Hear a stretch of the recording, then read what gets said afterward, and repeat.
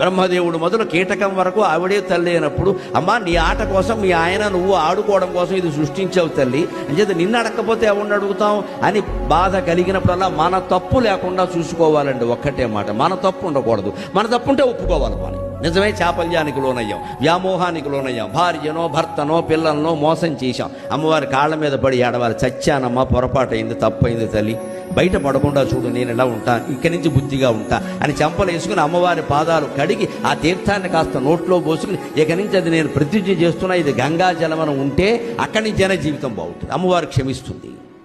భగవంతుడు అంటేనే క్షమ.